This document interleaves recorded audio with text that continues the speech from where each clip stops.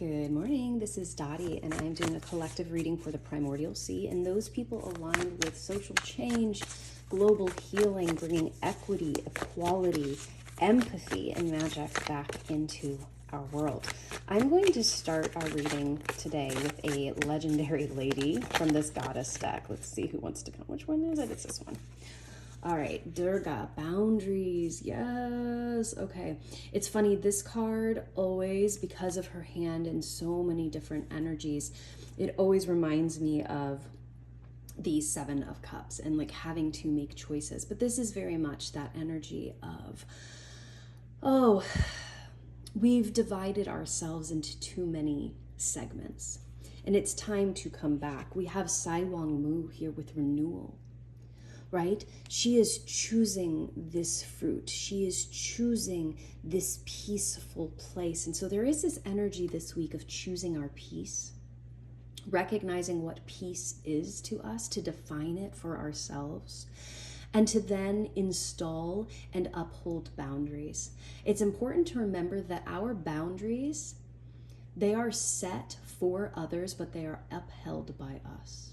We cannot demand or expect others to follow our boundaries. That's our job to guard. And so something that has been coming up a lot lately and I'm going to share is our entire world is pretty much dictated by three things: our experience, our expectations, and our attitude. So this is a really good week to look around and find out, when it comes to peace, when it comes to relief in your body, that breath of,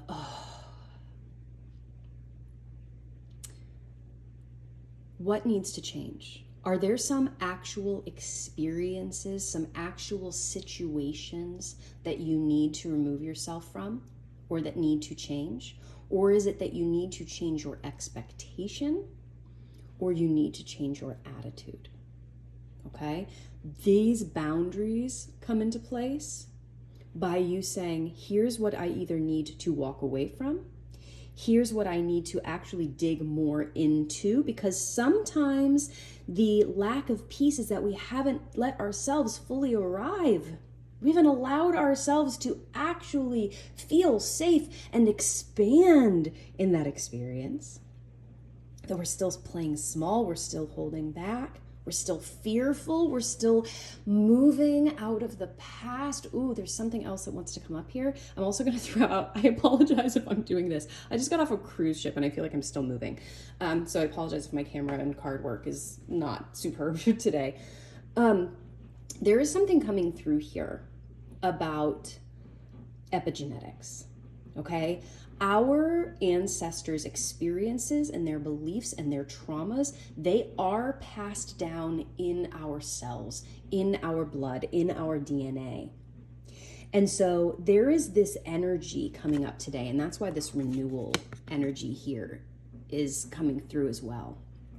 Is yes, there are times where we need to go back into our heritage, our full heritage, not I am a white American, but I am a Swedish German woman, right? Go back to the origin and to tap into those cultures, those, I don't want to say traditions because I think there's a lot of heaviness around that word right now, but we get to reinvent, we get to renew, and we get to find the things that are worthwhile to us, and we get to decide what we don't want anymore. That's part of this boundaries energy, right? This is what works for me and this is what doesn't. And yes, you are allowed to pick and choose, and that goes for life now too.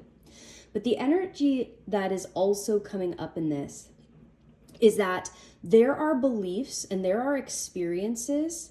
Some are yours from past lives. Some of yours are from the past of this current life that you are allowing to step in the way of you coming into your fullness. But also, there are some epigenetic traumas from generations before you that are trying to live in the current moment. And that is allowing a belief to exist now in your current reality when that person doesn't live in this current reality. They're 50, 100, 150 and beyond years ago, trying to take command of this current life.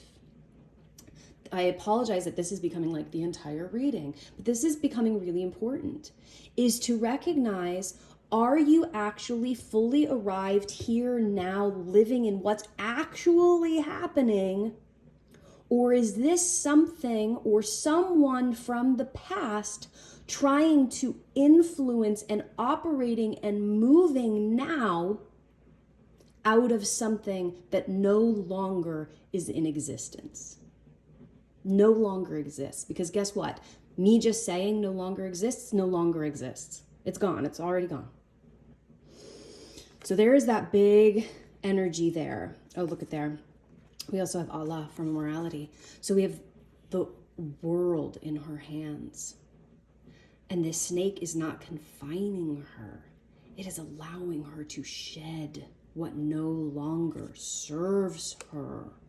Now remember, sometimes our traumas do serve us because we choose to use that as a benefit for protection, for expression. But we have this opportunity this week to step into renewal, and we renewal and we release and we find relief and peace by us upholding our boundaries and no longer expecting others to do it for us. So let's just get a quick energy feel for us in this week. All right, this one. All right, we have the well. So this is specific to this deck, Ethereal Visions, and it is about like having this infinite source within us. What are you drawing from? Again, are you drawing from the past? Are you drawing from fear? Are you drawing from pain? Is it even yours? Or are you fighting battles that aren't yours? And that is dwindling your energy. Are those battles triggering something else within you? So there's something here, because there's something that you can't really see within this well energy. I feel like that pretty much hit it. But tapping more into this well energy is realizing that you do have infinite source. You are the universe. You are glitter and stardust. You are creation. What are you creating with not only your thoughts? Because I'll be honest, the whole idea of manifesting from your thoughts is a very whitewashed, privileged take.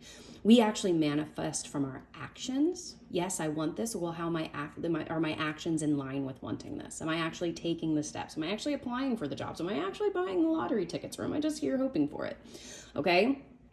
Manifestation does take action. It takes alignment, becoming the energy you are seeking. So in this well energy, it is asking, what is it that you want? What is it that you are actually moving towards, that your actions are aligning to? If an alien hovered over you for the day, what would they say is most important to you based on what you did today, based on how you moved today?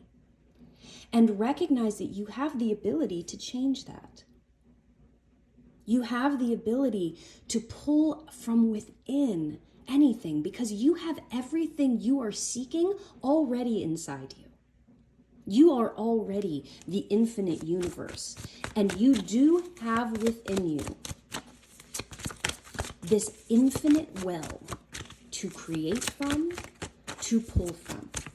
And that doesn't mean that you are invincible, okay? That doesn't mean that you don't get tired. We have limitations. We do. We're in a human body. But this Two of Wands is asking us to choose this week. To choose what it is we are moving towards, that we are cultivating, what we want to come into harbor, what we want to fill that bay with. Recognizing again, it's not always the experience, it's also the expectation, it's also the attitude we have towards it. Are we going to choose the Five of Wands, battle, conflict, fighting for maybe not even ourselves? And that's okay. Listen, not okay. Or are we going to align with love? Are we going to choose the full vibrancy of what it means to be alive, and in love with life.